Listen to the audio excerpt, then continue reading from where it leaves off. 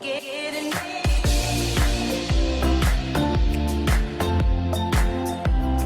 video is going to be a part 2 of another video I did on if the Walmart invoice comes in the box. So if you haven't checked that video out, go ahead and check it out. I did a video with a live unboxing. I received my order. I brought it in and I filmed me opening it and we talked about it and things like that. That one did not come with the invoice. But from time to time, Walmart does send the invoice in the box and our customers get it. So that's what happened to me. So I got my first customer who sent me a message, and it was a very interesting message.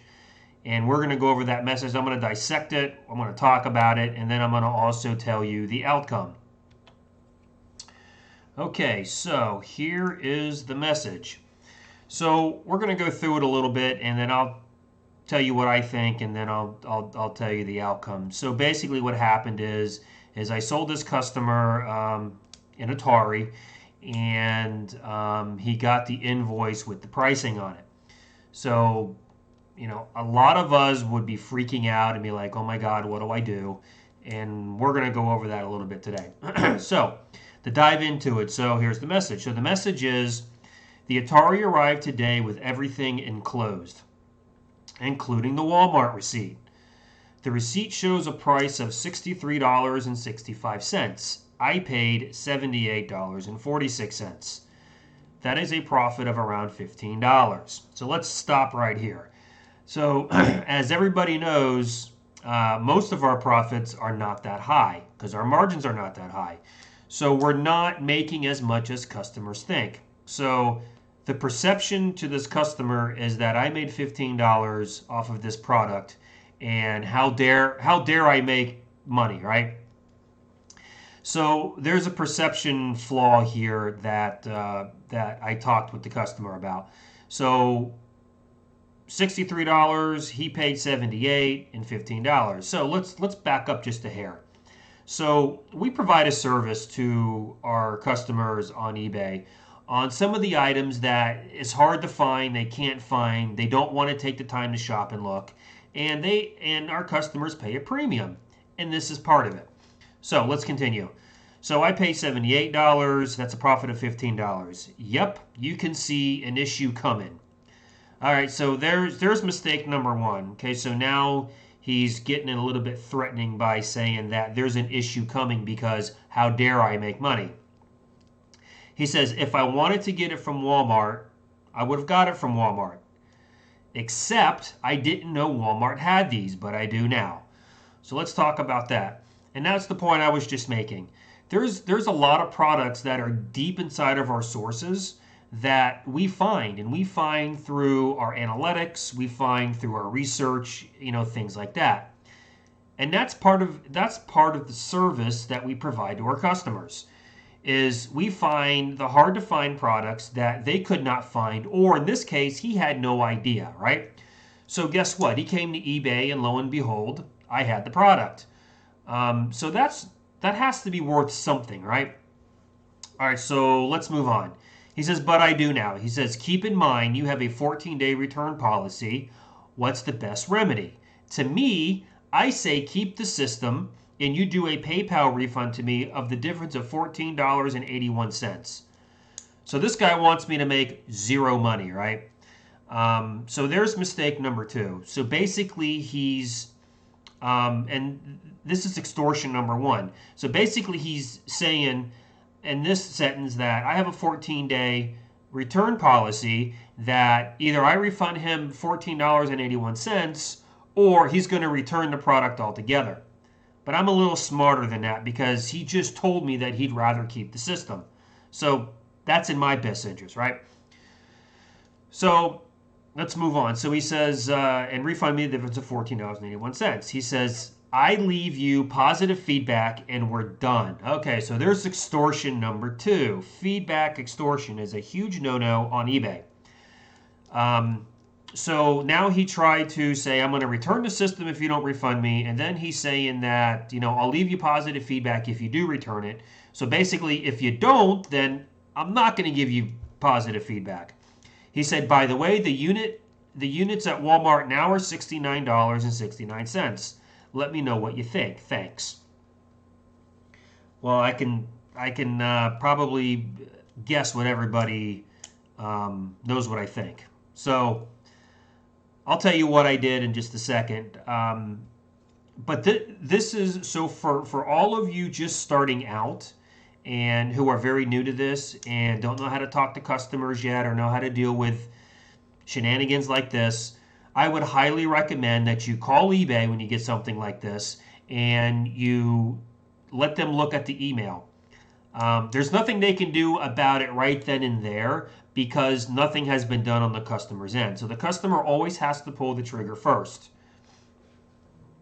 So, but what this will do is this will set you up for when he does leave negative feedback, and now you have a leg to stand on because now he didn't try to extort you once, but he tried to extort you twice. And if he left negative feedback, then eBay will remove that negative feedback, which is nice because you have the proof here saying that, I'll leave positive feedback if you do this, and, basically if you don't refund me, then I'm going to return the item. So that's 2 strikes against the customer. I'm a little more seasoned. I'm a little more daring, so I did something different. I did not call eBay, which I could have. I explained to the customer, that we have a certain buying power, and yes, Walmart is one of our sources. We provide a service. We have items, hard to find items that you as the customer did not find, but you found it here. So you are going to pay a little bit more money. I says, but this is what I'm going to do. So sometimes you have to pick your battles with customers. And I picked my battle. So I knew this was a slam dunk with eBay, and I knew I wouldn't have any problems.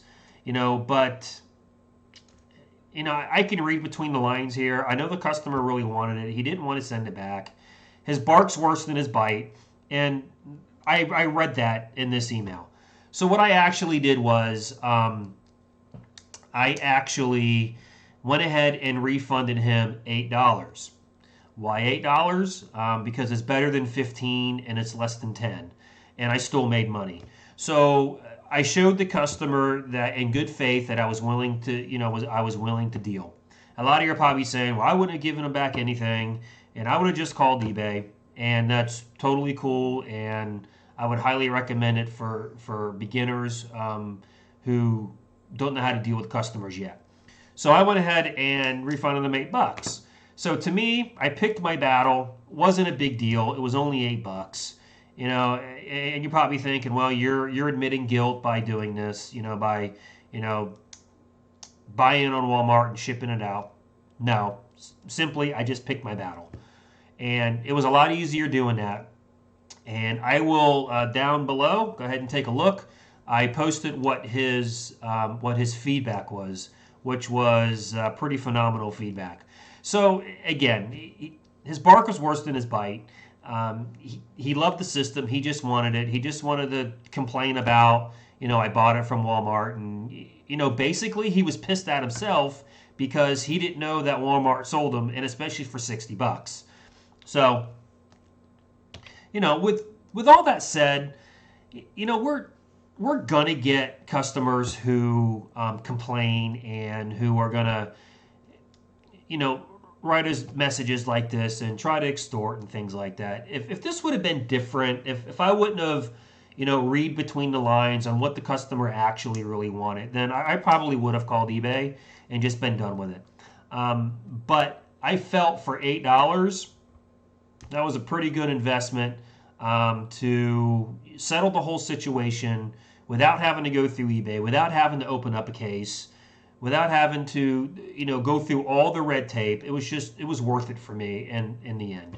And in this case, it worked out pretty well. So that's a good example on something that you could get from your customers, if and when they find an invoice in their package. It happens, and this isn't going to be the first nor the last.